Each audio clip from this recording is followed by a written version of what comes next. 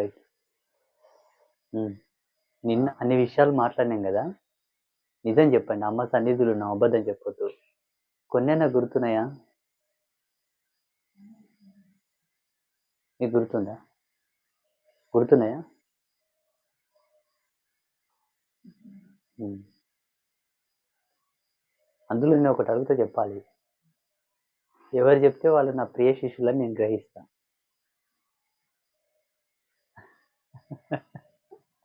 నవ్వుతున్నారేంటి? వద్దులే మీకెందుకు గుండె దడ? సరే మీరు అడగండి. ఏదో అడుగుతన్నారు నిన్న పాపం. నిన్న ఆయన స్పెషల్ మాట్లాడడానికని వచ్చాడు. స్వామి ఒక్క నిమిషం.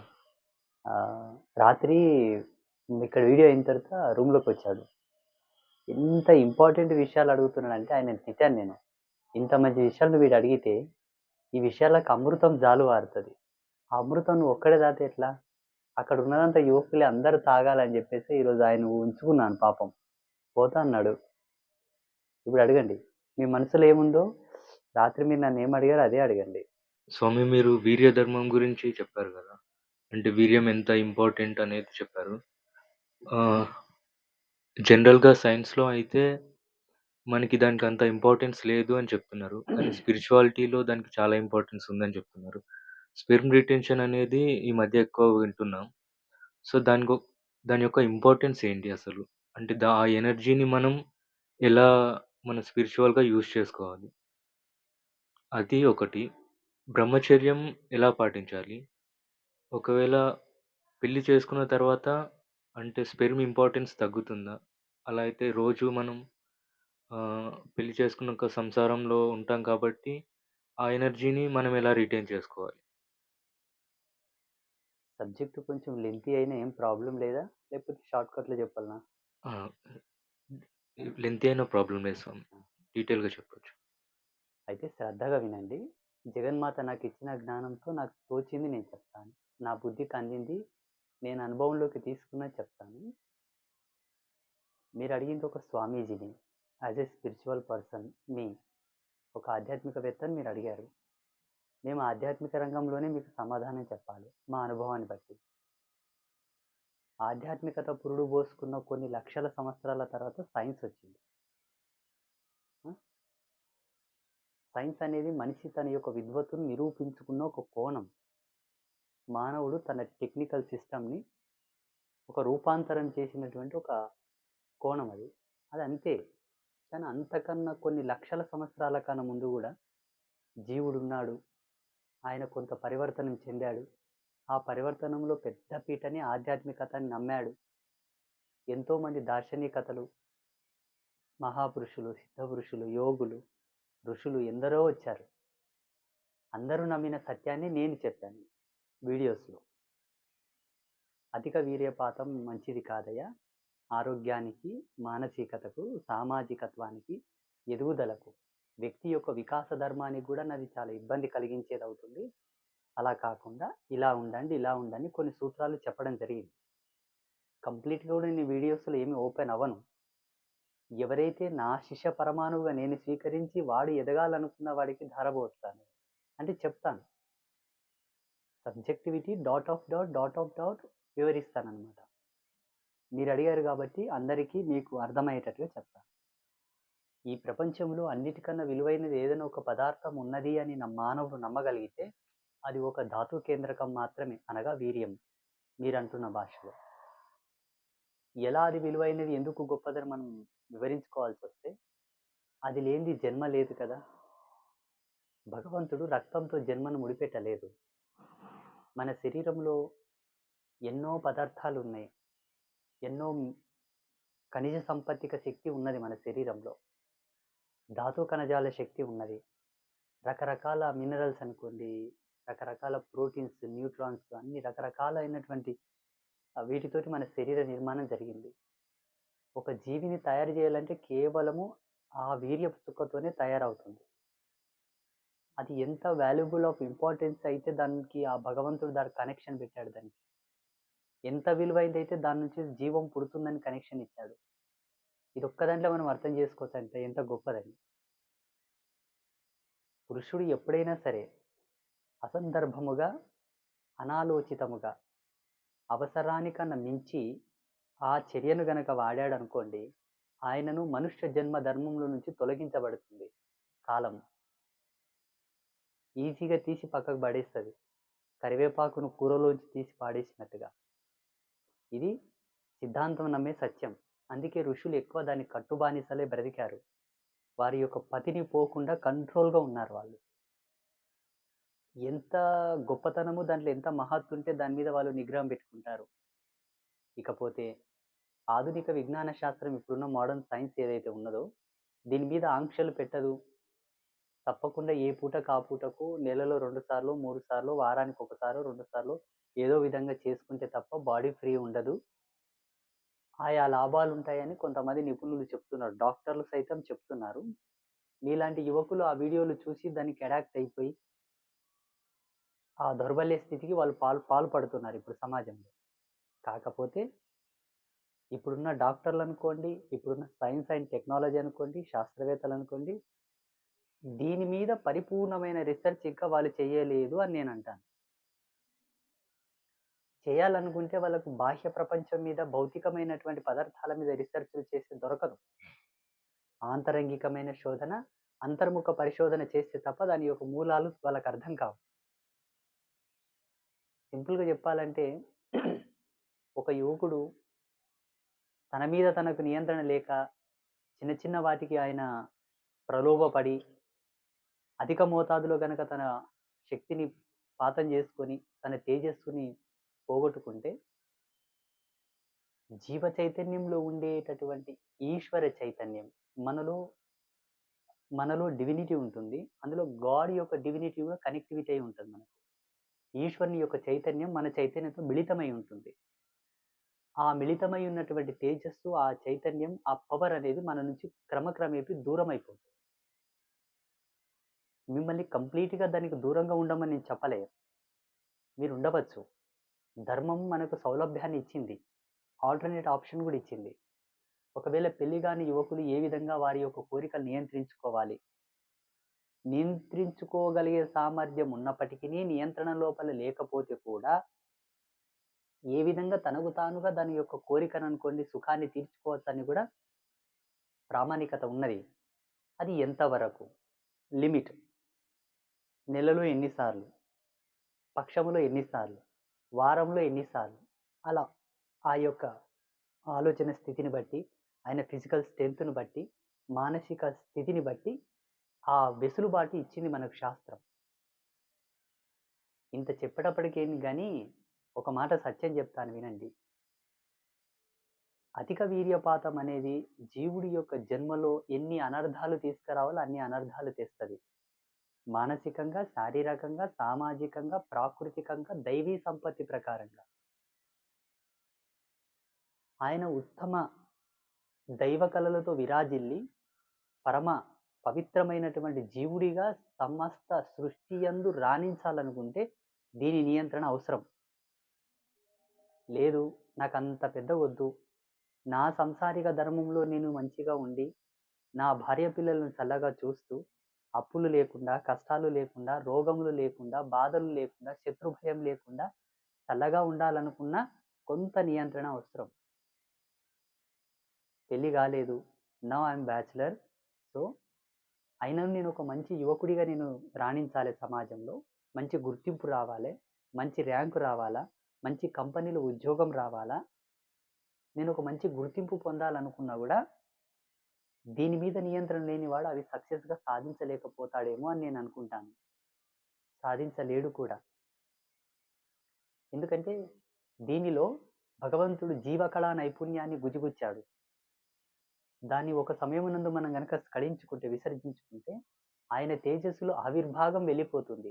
మళ్ళీ దాన్ని రీగెయిన్ చేసుకోవడానికి అంతటి, అంతటి సామర్థ్యము కలిగినటువంటి ఓషధీగుళితమైనటువంటి పదార్థములను భుజించవలె, లేదా అందుకు సమానమైనటువంటి మంత్రాస్ యొక్క ఫ్రీక్వెన్సిబుల్ మంత్రాస్ యొక్క చాంటింగ్ అన్న చేయాలా? లేకపోతే అంతకు సమర్థవంతమైనటువంటి యజ్ఞ కర్మనన్నా ఆచరించవలె. యజ్ఞం నుంచి ఆ ఓజస్సు మనలో ప్రవేశిస్తది. లేకపోతే డీప్ మెడిటేషన్ అన్నా చేయాల. బాడీ రీగెయిన్ చేసుకుంటది ఆ తేజస్సును. అంటే ఇక్కడ స్ఖలిస్తున్నది ఏదో జొల్లు లాంటి పదార్థము, ఆ జిగట పదార్థము, అదేదో వెలుతుందని మీరనుకుంటారు గానీ, అందులో సూక్ష్మాత్మకమైనటువంటి కలలు ఎన్ని పోతాయో! మీకొక పదార్థం, భౌతిక పదార్థం కనిపిస్తుంటుంది. దానికన్నా 100 రెట్లు ఎక్కువ అతీతమైనటువంటి కాస్మలాజికల్ ఎనర్జీ దాని నుంచి డివైడ్ అయిపోతుంది. అది దానికోసమే ఋషులు తాపత్రయపడేది ఎప్పటికి. అది మన ఆరా సిస్టమ్‌కి కనెక్టివిటీ అయి ఉంటుంది. మన శరీరం చుట్టూ తేజోపుంజం ఒక వాలయం ఉంటది మన చుట్టూ.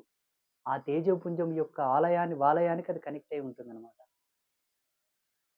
ఉదాహరణకి అష్టమి రోజు పగటిపూట గనక ఒక పురుషుడు తన మీద తనకు నియంత్రణ లేకుండా గనక వీర్యపాతం చేసుకున్నాడనుకోండి, ఆయన 7 నెలల్లో, 6 నెలల్లో దేవాలయ దర్శనము, సాధు దర్శనము, యాజ్ఞిక దర్శనము, అత్యద్భుతమైనటువంటి పదార్థాలు సేవించి సంపాదించినటువంటి ఆ పరిపుష్టిని అకారణంగా కోల్పోవడం చేత దరిద్రం దాపరిస్తది. ఆ పురుషుడికి యశస్సు 6 నెలలు దూరమైపోతది. యశస్సు లేని పురుషుడు దేనినో రాణించలేడు. పారిశుద్ధ్య కార్మికుడు కూడా రాణించలేడాయన. యశస్సు ప్రధానం పురుషుడికి. స్త్రీకి పాతివ్రత్యం ఎంతో, పురుషుడికి యశస్సు అంత అవసరం అని చెప్పింది శాస్త్రం. ఆ యశస్సు కారణం కూడా ఇదే. సరే, ఇప్పుడు ప్రతి యువకుడికి నేను ఒక సౌలభ్యం ఇస్తాను. వారానికి 7 రోజులు గదా! 7లో సగం ఎంత? 3:30లో సగం ఎంత? 1 అనుకోండి. వారానికి ఒక్కసారి. ఒకవేళ మీరంతగా కంట్రోల్ చేసుకోలేకపోతే, మీ నుంచి కాకపోతే వెసులుబాటు. సరిపోవట్లేదు గురూజీ అనుకుంటే వారానికి ఒక 2 సార్లు. ఓకే. ఇంకా కావాలంటే వారానికి ఒక 3 సార్లు. మీరు అడుగుతున్నారని వెసులుబాటు. ఇది కూడా ఒప్పుకోదు శాస్త్రం. అది కూడా ధర్మంలో వీర్యపాతానికి సంబంధించిన మూలాలు కొన్ని చెప్పారు. ఎలా, ఏంటి, ఏ పద్ధతిగా అని.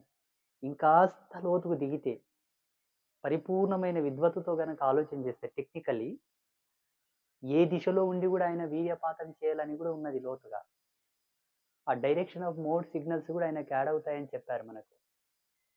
ఆ దిశా కేంద్రకంగా వచ్చేటటువంటి గ్రావిటీ, ఆ రాహుగణ శక్తి ఆయన లోపల ప్రవేశించి తన యొక్క జీవాస్తిత్వాన్ని కూడదని ఆ నియమాన్ని ఇచ్చారు. వాత్సాయన మహర్షి మన కామశాస్త్రంలో కొన్ని ఇచ్చాడు. కానీ ఇంకా కొన్ని ఇవ్వలేకపోయాడు ఆయన. ఇచ్చాడేమో గానీ కొంత మార్పు చేర్పులకు గురి అయి చాలా వరకు ప్రతులు పోయాయి దాంట్లో నుంచి. ఇది. ఇకపోతే వివాహం అయిందనుకోండి, భార్య ఉందనుకోండి, వాస్తవంగా శాస్త్రం చెప్పిన విషయం ఏంటంటే, సహధర్మచారిణితో సకుడు అనగా భర్త ఎప్పుడైనాను సుఖించవచ్చును. దానికి ఏ ఆంక్షలు లేవు.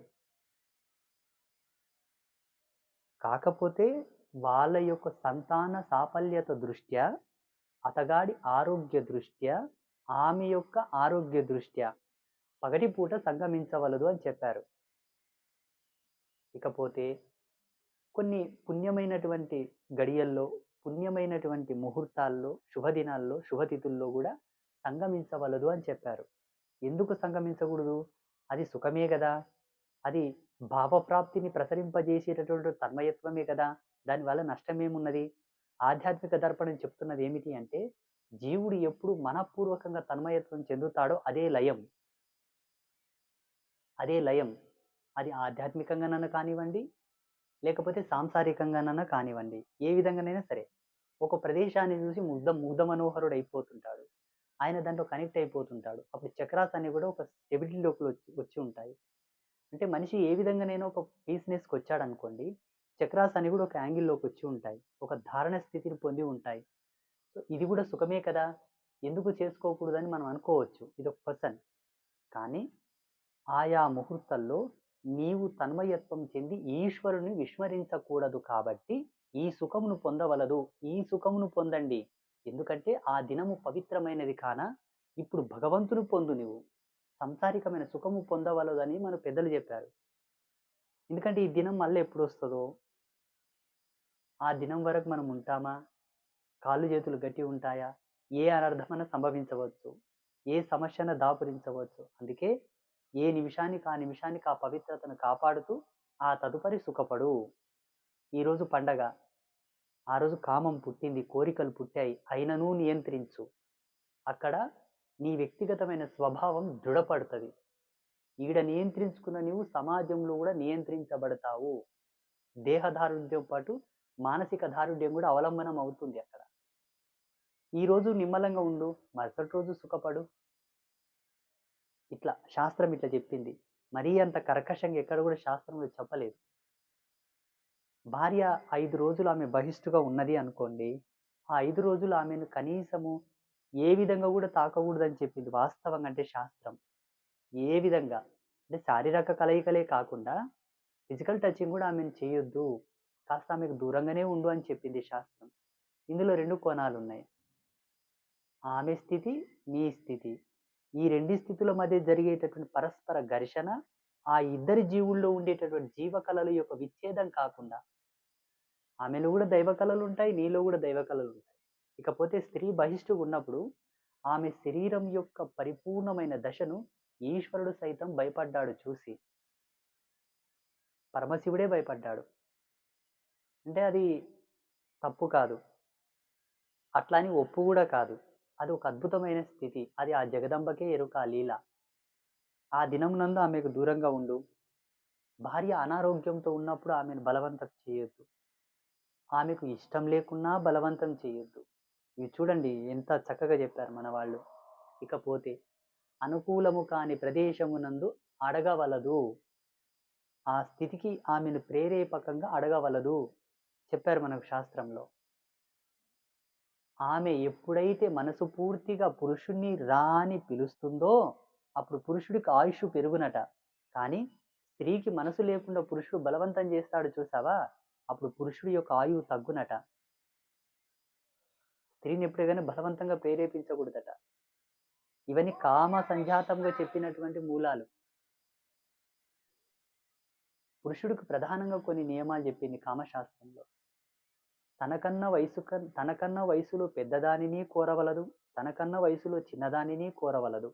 సమకాలికమైన స్త్రీతో సుఖించిన పురుషుడికి ఆయుష్షు, ఆరోగ్యం, ఐశ్వర్యం వృద్ధియగును అని చెప్పింది. ఇకపోతే ధర్మం ఎప్పుడు కూడా స్వలింగ సంపర్కాన్ని ఇష్టపడలేదు. మన ధర్మం స్వలింగ సంపర్కాన్ని ఒక పాపంగా చూసింది మన సనాతన ధర్మం. దాన్ని ఎప్పుడు ఇష్టపడదు.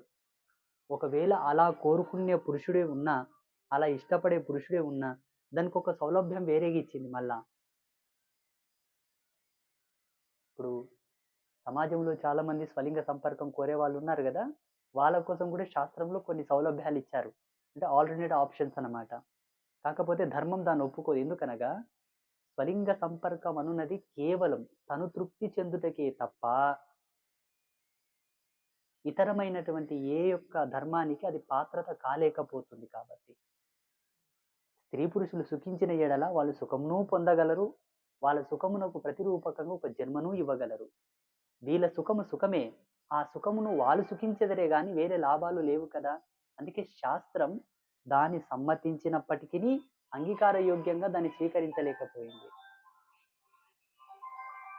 స్వలింగ సంపర్కంలో ఉండేటటువంటి మహిళలు కానివ్వండి, పురుషులు కానివ్వండి, ఇందులో 2 జెండర్స్ ఉంటాయి. స్వలింగ సంపర్కం ఒకరు ఎప్పుడు ఉండరు. మహిళలో ఉన్నారు, పురుషుల్లో ఉన్నారు. ఉన్నప్పటికీ వాళ్ళు సామాజికమైన రుగ్మతలను కుటుంబ ధర్మాన్ని దృష్టిలో పెట్టుకొని నడవాలని కూడా చెప్పింది శాస్త్రం. ఎక్కడ పడితే అక్కడ విచ్చలవిడిగా వాళ్ళ యొక్క ప్రతాపాన్ని ప్రదర్శించకూడదు. ఎక్కడ పడితే ఎక్కడ వాళ్ళకి ఇష్టం వచ్చినట్టు వాళ్ళు ప్రవర్తించకూడదు. ఎందుకనగా నీ ప్రవర్తన అవతలి వాళ్ళకు అలుసై ఇంకొకడు చెడిపోవడానికి బాట కాకూడదు అని ఒత్తి పెట్టింది శాస్త్రం. చాలా ఉన్నాయండి. అసలు ఎంత అద్భుతంగా చెప్పిర్రు మన ధర్మంలో అంటే వాస్తవం చెప్తున్నా. భగవంతుడే వచ్చి దాన్ని రాసిపోయిండేమో ఇట్లా మంచిగా. అంత గొప్పగా చెప్పారు. ఇకపోతే ఆధ్యాత్మిక మార్గంలో ఉండేటటువంటి సాధకులు ఎవరైతే ఉంటారో, చిన్న చిన్న దేవుళ్ళ మంత్ర సాధనలు చేసేవాళ్ళు, లేదు ఏదో వ్రతం పట్టుకున్నారు. ఒక 108 రోజులు, 61 రోజు, 41 రోజు దీక్షలు. ఈ మార్గంలో ఉండేవాళ్ళు 2 బ్రహ్మచర్యములు పాటించాలి. వాచక బ్రహ్మచర్యం, మానసిక బ్రహ్మచర్యం, శారీరక బ్రహ్మచర్యం. వాచక బ్రహ్మచర్యం అంటే నోటితో బూతులు మాట్లాడకూడదు. ఫస్ట్. అండ్ సెకండ్ ఏంటంటే, ఇప్పుడు ఈషా ఫౌండేషన్‌కి వెళ్తారు చాలామంది.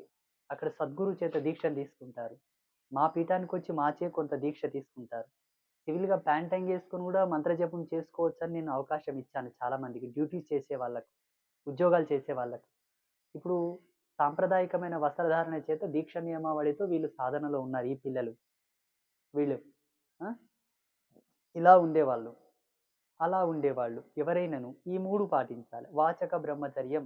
ఏ వంకతో గూడా వ్యంగ్యమైన పలుకులు పలకకూడదు. ఎందుకు? అతడి జీవుడి యందు మంత్రము రమిస్తూ ఉంటుంది కాబట్టి. ఇకపోతే శారీరక బ్రహ్మచర్యం.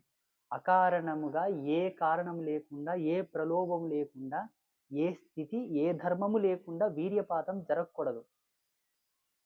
జర లోతుగా చెప్తా దీన్ని. ఎవరో ప్రేరేపించారు. ఆ ప్రేరేపించిన వ్యక్తి నీవు పొందదగి, నిన్ను అర్థం చేసుకోగలిగి, నువ్వు అర్థం చేసుకోగలిగి, ఇరువురి మనసులు కలిసి ఒకరినొకరు అర్థం చేసుకొని, సమబుద్ధిగా ఉండి, సమమైనటువంటి, సంగమైనటువంటి ధర్మములు ఉండగలిగితే అది నిషిద్ధం కాదు. సంగమించవచ్చు. అనగా ఒక పురుషుడు, ఒక స్త్రీ, వయసున్న వాళ్ళు ఒకరినొకరు అర్థం చేసుకున్నారు. సకుల గోత్రజులై స్వజాతి సంపర్కులై ఉండగలిగితే అనగా మానవ జాతిగా అన్య జాతులతో కూడా సంపర్కం చేసేటటువంటి పుణ్యపురుషులు ఉన్నారండి. అందుకే చెప్తున్నాను ఇక్కడ. ఉండి కలవగలిగిన యోగ్యతతో ఉండగలిగితే రెండవ ఆప్షన్ చూడాలి. The time is okay now. ఈ సమయం సరియగున్నదేనా? అనగా ఇది ఉదయమా, సంధ్యా సమయమా, ఉదయ సంధ్య, సాయం సంధ్య, మిట్ట మధ్యాహ్నమా? ఇవి చూడాలా. కామం పుట్టింది, కలిశాము, ఓకే అంతా బాగుంది, ఎవరు లేరు, ఏకాంత ప్రదేశం అని ప్రలోభపడవలదు. ఇది పగటిపూట. మానవ జన్మ ఎత్తిన ఏ జీవుడైనను పగటిపూట సంగమించకూడదని మన శాస్త్రం చెప్తుంది. అలా సంగమించిన తర్వాత ఆయన ఆయుర్దాయంలో ఆవిర్భాగం పోవును అని రాశారు. పగటిపూట గనక ఆయన తన యొక్క తేజస్సును స్ఖలించుకుంటే, స్త్రీ కూడా తన్మయత్వం లోపల పురుషుని యందు కలిస్తే, ఆమె కూడా తన సృజనాత్మకమైన శక్తిని కోల్పోతే, ఆమెలో కూడా ఆయుష్ తగ్గును, జీవకళలు పోవునని చెప్పారు. పగటిపూట చేస్తే ఇది సమయం కాదు కాబట్టి కాస్త ఉపేక్షించి చీకటి పడ్డ తర్వాత సుఖించవచ్చును అని ఆలోచించాలి. అర్థమైందా? వాచక బ్రహ్మచర్యం, శారీరక బ్రహ్మచర్యం. శారీరక బ్రహ్మచర్యంలో ఏ అకారణంగా ఎక్కడో ఆమె ఉంటుందండి. ఏదో ఫోన్ చేసిందని, ఏదో 4 మాటలు మాట్లాడిందని తనను తాను కంట్రోల్ చేసుకోలేక ఏదో చేసుకుంటే ఈ అజ్ఞానం, ఈ పాడు ఆడికి నష్టం. ఆమె బాగానే ఉంటుంది. లేరా ఇట్లా? చెప్పండి లేరా? ఇది తగదు, ఇది వలదు. నియంత్రణ పొందిన వాడే పుణ్యపురుషుడు. అన్నింటిలో నియంత్రణ కలిగిన వాడే పుణ్యపురుషుడు. నియంత్రణ లేనివాడు పురుషుడు కాదు. పురుషుడు పురుషుడే. పుట్టుకతో అందరూ పురుషులే పుడతారు. అంగ విభాజముతో పురుషుడిగా నిర్ధారణ చేయబడింది శాస్త్రం. అంగ విభాజం అంటే ఏంటి? లింగం వేరు, అంగం వేరు. మళ్ళీ ఇక్కడ రూపంకి మీసాలు గెడ్డముంది, పురుషాంగంతో పుట్టాడు పురుషుడని ఎప్పుడు చెప్పలే శాస్త్రం. దాంట్లో ఇంకా మళ్ళీ వేరే ఉన్నది చాప్టర్. అలా శారీరక బ్రహ్మచర్యంలో ఆయన కూడి ఉండి తదుపరి మూడవది ఉన్నది మానసిక బ్రహ్మచర్యం. మానసిక బ్రహ్మచర్యం చాలా గొప్పది. ఈ రెండింటికన్నా గొప్పది. ఎలాగంటే, సరే అంతా పని చేశావు, డ్యూటీ మొత్తం అయిపోయింది, కాసేపు రిలాక్స్ అయ్యి కాఫీ తాగుతున్నావు. సడన్గా మీ శ్రీమతి గుర్తుకొచ్చింది అనుకోండి, ఆమెతో ఏకాంతంగా గడిపిన సమయం గుర్తుకొచ్చింది అనుకోండి, స్వీట్ ఆఫ్ లవ్లీ మూమెంట్ ఏదో గుర్తుకొచ్చింది అనుకోండి, అలా పరవశించిపోయి కనెక్ట్ అయిపోయి మనసుని ఏకం చేయడమే మానసిక బ్రహ్మచర్యం అంటారు. దాన్ని కూడా దీక్షలో ఉండేవాళ్ళు పొందకూడదు. ఈయన గాని, ఆయన గాని, ఆయన గాని. ఏదైనా మంత్రధ్యానంలో ఉన్నా, సాధక స్థితిలో ఉన్నా, వ్రతస్థితిలో ఉన్నా, ఉపాసన స్థితిలో ఉన్నా, ఈ 3 బ్రహ్మచర్యములు చాలా ఇంపార్టెంట్. గృహస్థులకైతే వాచక బ్రహ్మచర్యం, మానసిక బ్రహ్మచర్యం వర్తించదు. శారీరక బ్రహ్మచర్యం సివిల్ పర్సన్స్‌కి ఎక్కువ వర్తిస్తది. ఇవి కొంచెం చూసుకోవాలి. ఇప్పుడు దీన్ని మోటుగా సవరించి చెప్తాను. పొలాల్లో రైతులు విత్తనాలు నాటాలంటే యోగ్యమైన నేల యందే విత్తనాలు నాటుతారు. ఎక్కడ పడితే అక్కడ చల్లుతారా? ఇక్కడ మట్టి ఉందని విత్తనాలేస్తారా? వేయరు. ఒకవేళ ఆ నేల పంటలు పండుటకు యోగ్యవంతంగా ఉన్నప్పటికిని దాన్ని చదును చేస్తారు. అంటే మొత్తం గడ్డి, గాదం తీసి నీళ్ళతో తడిపి, అది తడిసి బాగా పులియన నాడు దాంట్లో ఆ విత్తనాన్ని పండించే యోగ్యతతో అది సంతరించుకున్న నాడు విత్తనం నాటుతారు. అవునా కాదా? మనము పొందదగు స్త్రీ ఒకటి మనకు తారసపడినను, అందవతి అయి, రూపవతి అయి, వయసుతో కూడి ఉండినను కూడా పురుషుడు కాస్త ఆమెను పరీక్షించవలెనని కూడా ఉన్నది శాస్త్రంలో. అంటే పోయి పిసికి చూస్తే పరీక్షించడం కాదయ్యా. ఆమెను పట్టుకొని వచ్చి చూస్తే పరీక్ష కాదు. ఈ మాత్రము జ్ఞానం లేని పురుషులకి ఇది ఒక కామమా? ఇది ఒక కోరిక. అందుకే ధర్మం ఏం చెప్పిందంటే అభ్యాసన యోగ్యమైనటువంటి జ్ఞానం జ్ఞానం. అభ్యాసన యోగ్యంలో ఉండే జ్ఞానంలో రెండు ఉంటాయి. ఒకటి అనుభవం, రెండు అభ్యాసన అంటే చదువు. ఇప్పుడు చదువుతున్నారు కానీ అనుభవం లేదయ్యా పిల్లలకు. ఈ అనుభవం లేకపోవడం వల్లనే సమాజంలో జరగవలసినటువంటి అధర్మాలన్నీ జరిగిపోతున్నాయి. లాస్ట్‌కి ఒక మాట చెప్తా. నేను ముందే చెప్పా లెంతీ అయితదని. ఏదో అటో మాట ఇటో మాట చెప్తే బుర్రలకు ఎక్కవు కాబట్టి. Last and final. పురుషుడు తన తేజస్సును కేవలం తన సుఖమునకు, తన కోరికలకే వాడబడిన వాడైతే ఉత్తర జన్మలో తప్పకుండా శునకముగా పుట్టును అని ఉన్నది.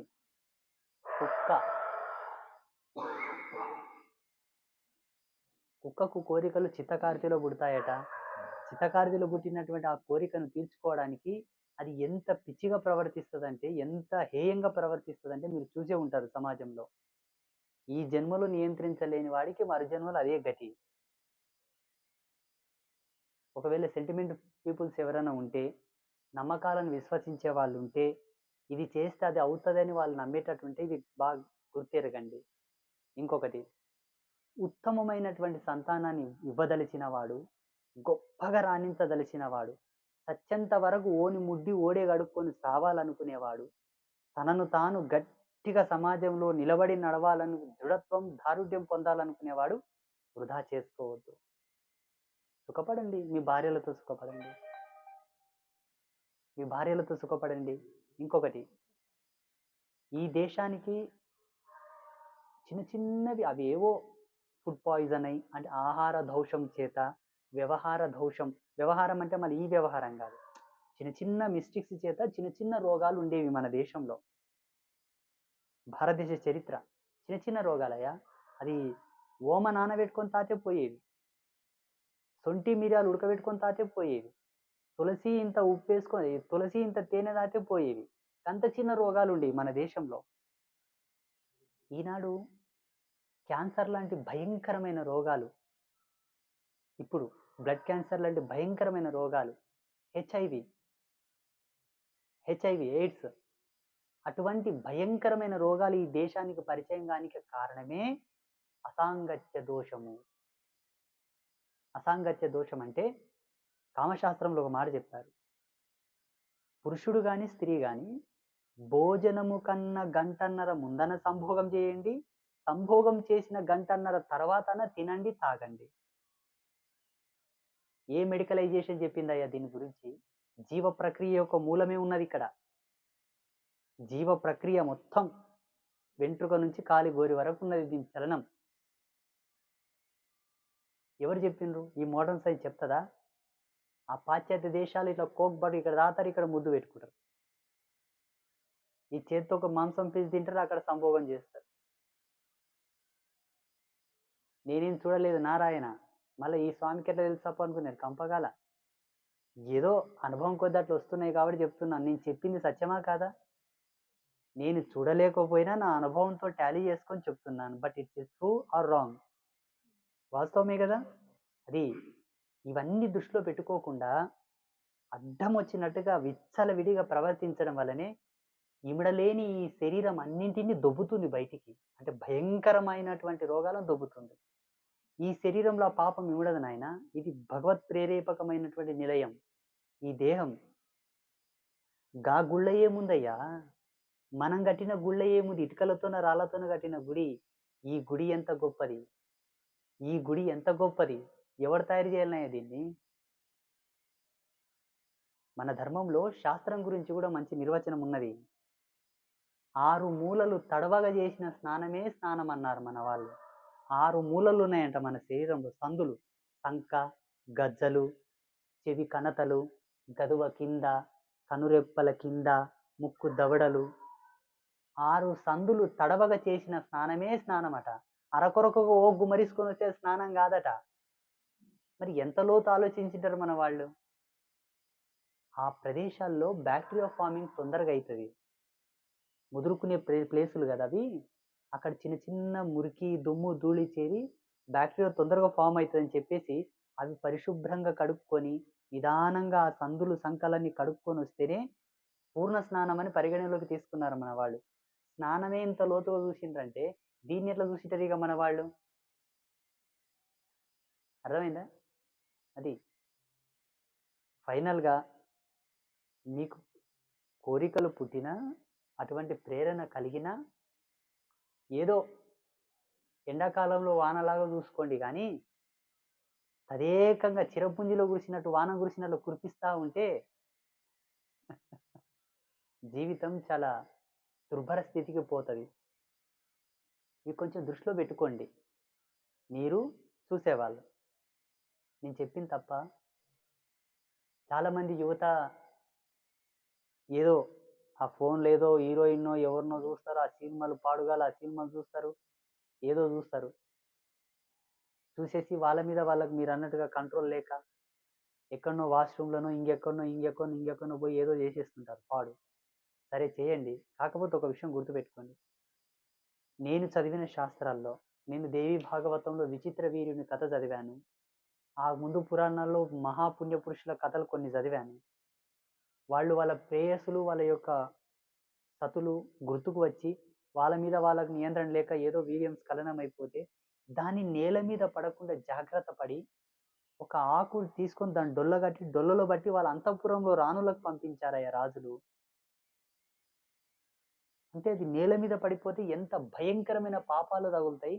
ఆయన ఎన్ని జన్మలు ఎత్తాలే, ఎన్ని జన్మల్లో ఏ ఏ క్రిమి కీటకాలుగా పుట్టాలో కూడా వాళ్ళకి తెలుసు. ఎందుకంటే శాస్త్రాధ్యయనం చేసిన వాళ్ళే కదా ఆ కాలంలో. ఈ పిచ్చి చదువు చదివిన వాళ్ళు కాదు అప్పుడు. ఆ కాలంలో తనని చదివిపిస్తుంది ఫస్ట్. తన యొక్క శారీరక నిర్మాణ శైలిని, మానసికమైన స్థితి శైలిని మొదట చదివించి సంసార చదువుని చెప్పి అందు కూడికతో ఉండేటటువంటి మౌలికమైన విద్యని ఇచ్చేవాళ్ళు మన వాళ్ళు. మౌలికమైన విద్య ఇప్పుడు లేదు. మౌలికత విద్య ఉన్నది కానీ మౌలికత లేదు. అలా కాకుండా శాస్త్ర సౌలభ్యంతో మీకు కలిపి చెప్తే ఈ గుడ్డలు ఉంటాయి కదా, డ్రెస్, బట్టలు, పురుషుడు తన యొక్క వీర్యమును గుడ్డల మీద పడవేసుకున్నా, గుడ్డల మీద గుడ్డకు తూడ్చినా, గుడ్డతో అంటించుకొని వాష్ చేసినా దోషం లేదు. నేల మీద పడనివ్వకూడదు. వాష్ బేసిన్లలో, ట్యాపులలో, పొదలలో, చెట్లల్లో ఇవి బ్రహ్మహత్య పాతకానికి దారి తీస్తాయి. బాగా గుర్తుపెట్టుకోండి. అంటే ఈ వస్త్రానికి ఒక ధర్మం ఉన్నది నాయన. కొత్త పచ్చిగా చెప్పున్నా, ఇప్పి చెప్పున్నా అందరికి అర్థం కాదు కదా వేదాంతం. మీ అండర్ డ్రాయర్లా కట్ డ్రాయర్లు అంటారు కదా దాన్ని. మీ లో చెడ్డీలలో మీరే ఇది చేసుకున్నా పర్వాలేదు కానీ కటిక నేల మీద పడనివ్వకండి. తర్వాత దాన్ని సబ్బెట్టి ఉతుక్కొని దాన్ని ఆరవేసుకొని కూడా వాడుకోవచ్చు అనుకోండి. ఈ నేల మీద పడవేస్తావు నాయన, ఆ వాష్ బేషన్లో పడేస్తావు, నీళ్లు పోస్తావు, అది ఏడికి పోతుంది? దేంతో కలుస్తుంది? ఏ క్రిమి కీటకాలు తింటాయి దాన్ని? దేంట్లో అది కలియాలా? అర్థమవుతుందా నేను చెప్పేది మీకు? కొంత లోతుగా ఆలోచన చేయండి. అర్థమవుతుందా? తప్పు చెప్పానేమన్నా? అయ్యో, తప్పు చెప్పానేమో చెప్పు. తనకు మా జ్ఞానం మా ఫ్లోలో మేము చెప్తున్నాం అనుకోండి, మాది ఆధ్యాత్మిక జ్ఞానం, మీ వ్యవహార జ్ఞానం. లేదు గురుదేవా మీరు తప్పు చెప్పారు, it's a right, it's a wrong, ఇది ఇట్లా అని చెప్పాలా.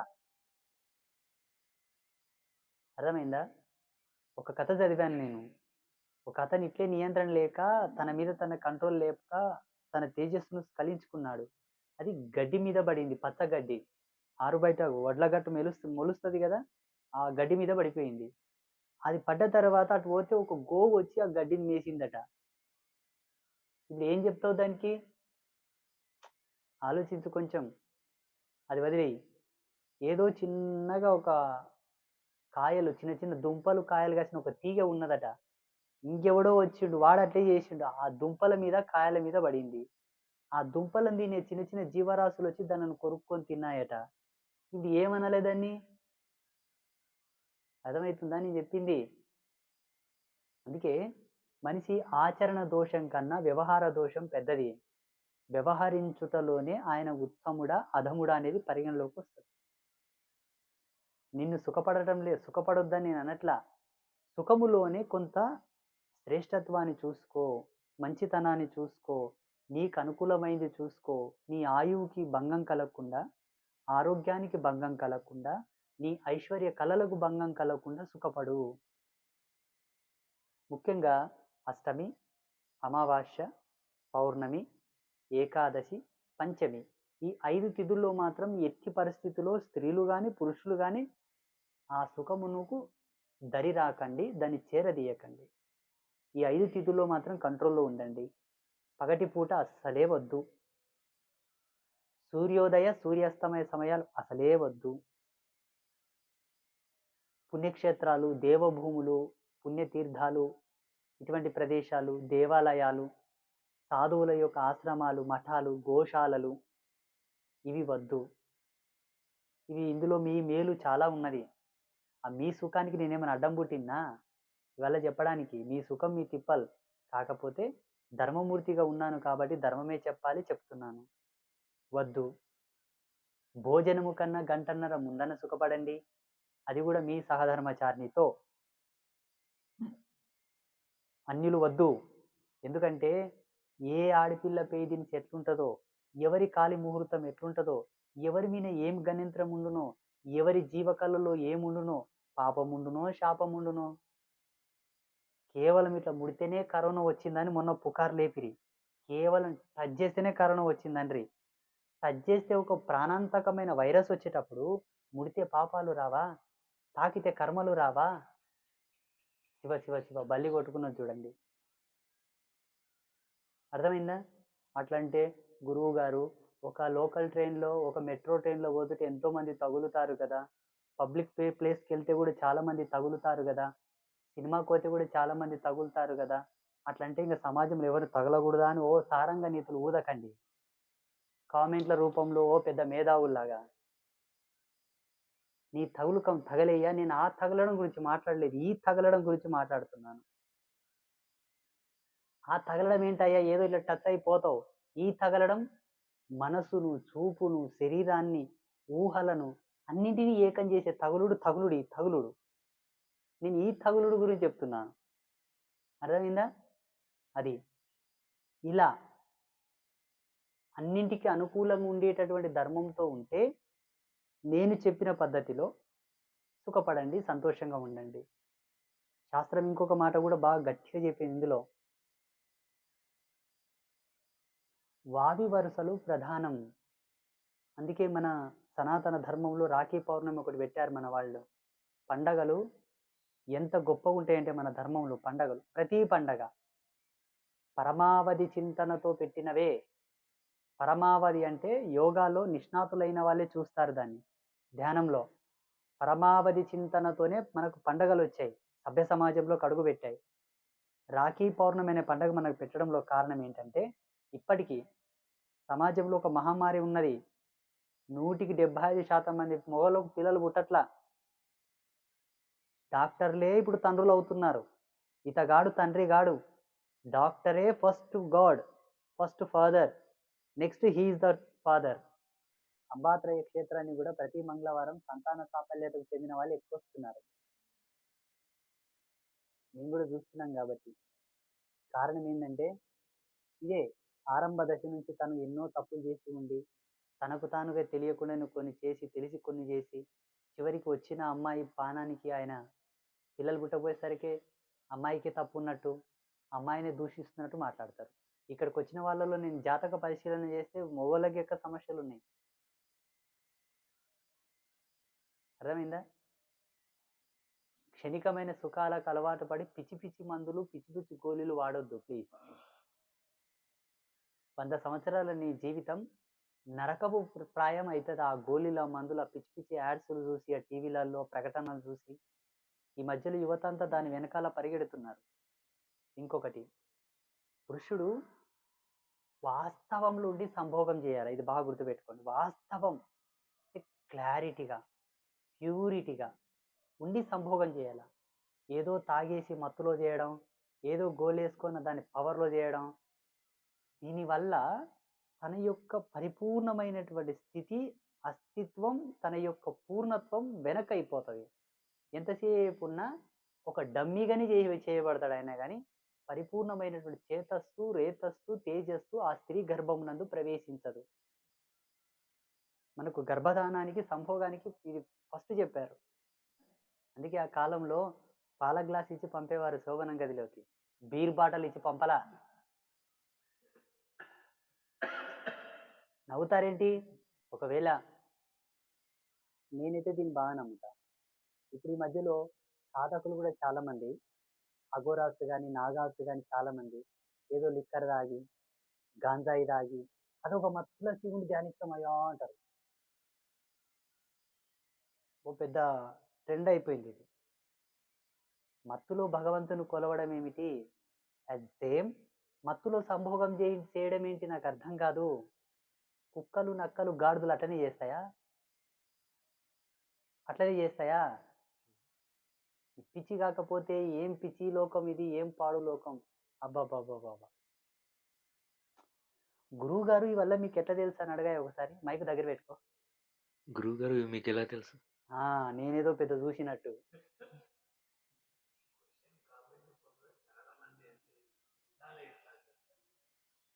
నిజం చెప్తున్నా. సరే. గురువుగారు మీరు మీకు ఇవల్ల ఎట్లా తెలుసు? మీరేమైనా చూసారా? ఎవరైనా చెప్పారా? ఏడైనా విన్నారా? పోనీ మీ దగ్గర ఫోన్ ఉంది కదా! మీరేమైనా చూస్తారా? సర్వసామాన్యమైనటువంటి సందేహములు. నేనొక విషయం చెప్తాను. అమ్మ యొక్క బిడ్డగా నేనున్నాను. అబద్ధం నేను చెప్పను. నాకు నచ్చదు. అబద్ధం నాకు అవసరం లేదు. ఎందుకు అబద్ధం చెప్పాలయ్యా? నాకేమైనా అవసరం ఉంటే అబద్ధం చెప్తాను.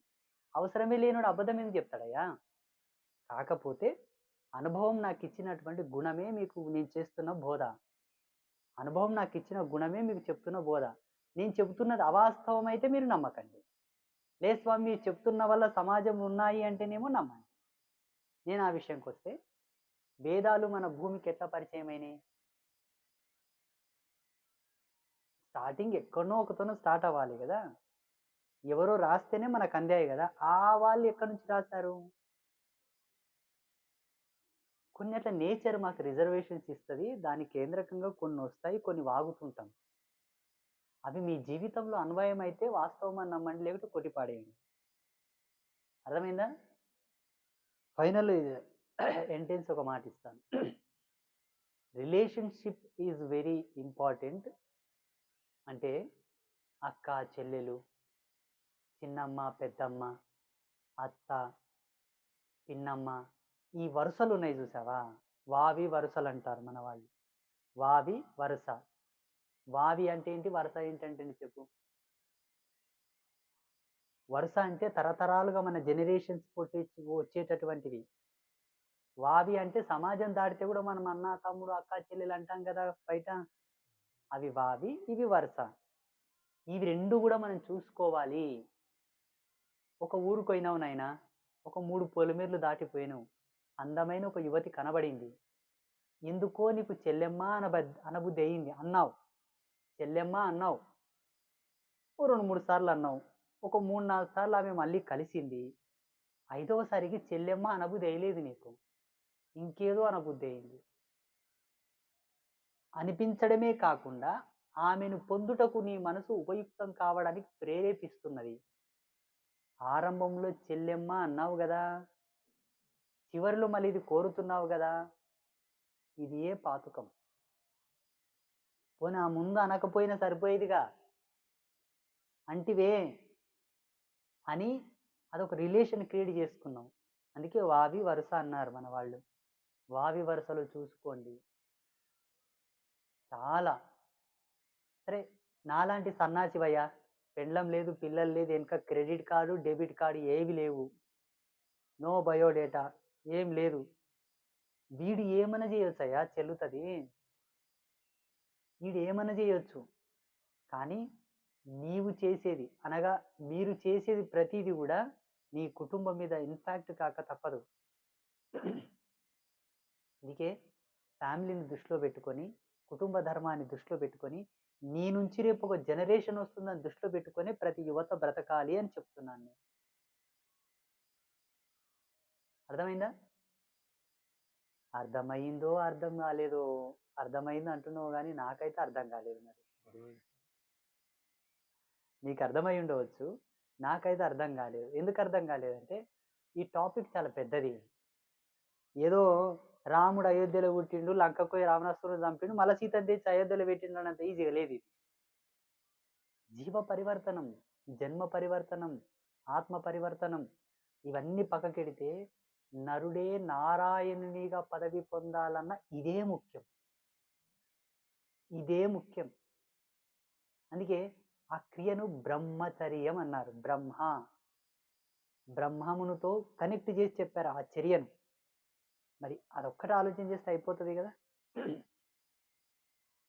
ప్రపంచం గొప్పదని మనం నమ్ముతున్నప్పుడు, ఆ ప్రపంచంలో విజ్ఞాన శాస్త్రం అనేది ఒక ముందంజలో ఉందని మనం నమ్ముతున్నప్పుడు, ఆ విజ్ఞాన శాస్త్రానికి నేను ఒక సవాల్, నువ్వు అడిగిన ప్రశ్నకు ఈ వీడియో మాధ్యమంగా ఏంటి నా ప్రశ్న అంటే, సైన్స్ గొప్పదైతే ఈశ్వరుడు నిర్మించాడు ఈ దేహాన్ని, ఆ దేహమును కొన్ని ధర్మాలు ఇచ్చి, ఆ ధర్మాలకు కేంద్రకంగా ధాతు ప్రమోదన చక్రము చేత వీర్యం స్రవించబడుతున్నది అని మేము చెప్పాం. అట్టి వీర్యపు శక్తిని కృత్రిమంగా తయారు చేసి చూపెట్టమం. కృత్రిమంగా ఇంతటి వింత విచిత్రములు కలిగిన ఈ ప్రపంచంను సృష్టించింది ఆ పరమాత్మనే అయితే, ఈ సృష్టిలో ఒక విచిత్రం ఉన్నది. ఆడనెమిలి మగనెమిలి రెండు సంభోగించుకుంటాయి. అలా సంభోగించుకున్న తర్వాత పురుష యొక్క నెమిలి ఏదైతే మొగనెమిలి ఉంటుందో, ఆ మొగనెమిలి స్రవించబడ్డటువంటి ఆ ధాతు శక్తి చేత ఆడనెమిలికి అండాలు ఏర్పడవు. మళ్ళీ ఆడనెమిలి తనకు తానుగా సెల్ఫ్ ఎజాకులేషన్ ఒకటి చేసుకోవాలా. అప్పుడు కానీ ఈ వీర్యమునకు ఆ ఆడనెమిలి యొక్క గర్భంలో ఒక ఆకారం ఏర్పడి అవి అండములుగా పరిణమిల్లుతాయి.